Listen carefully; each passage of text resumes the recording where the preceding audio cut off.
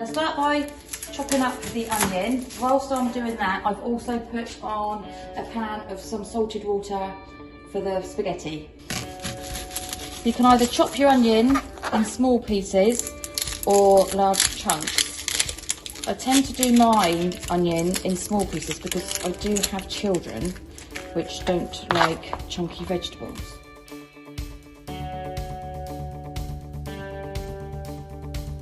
Right, I've got a garlic crusher, but if you haven't got one, you can squash the cloves and then chop them small with a sharp knife.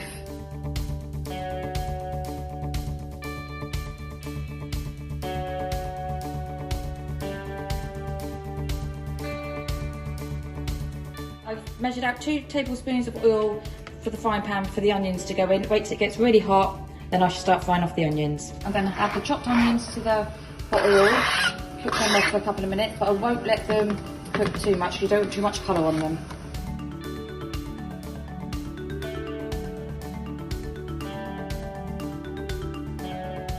Well, the onions are starting to go soft, and as you can see, they're starting to change in colour. So I will now add the crushed garlic.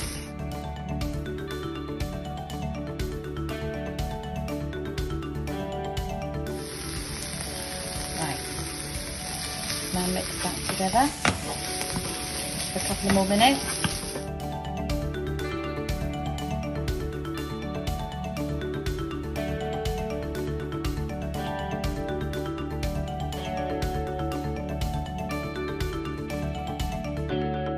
The onions and garlic are now soft enough, so I'm going to add the passata. Give it a good mix together. And I'm going to turn the heat down and let that simmer. Whilst that's simmering, as you can see, the water is now boiling for the spaghetti to go into. So I will add the spaghetti. So I've measured out 320 grams of spaghetti, which I'm going to put into the boiling water. So I should now let that boil until it softens.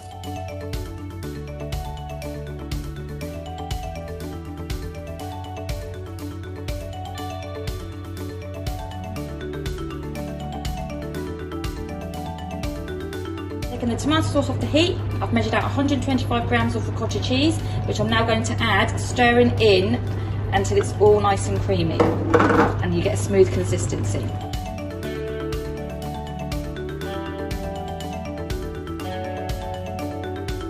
I've now taken the tomato sauce off the heat as it's been simmering for 15 minutes, and I'm now roughly chopping some fresh basil. Once the cheese is melted, we then add roughly chopped up basil and stir that in. Now taking the pasta off the heat, and I'm now draining it. Right, now that's all mixed in, I'm going to taste it to see if it needs seasoning with any salt and pepper.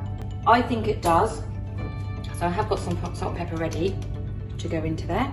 So I'm just adding a small amount of salt and a little bit of pepper.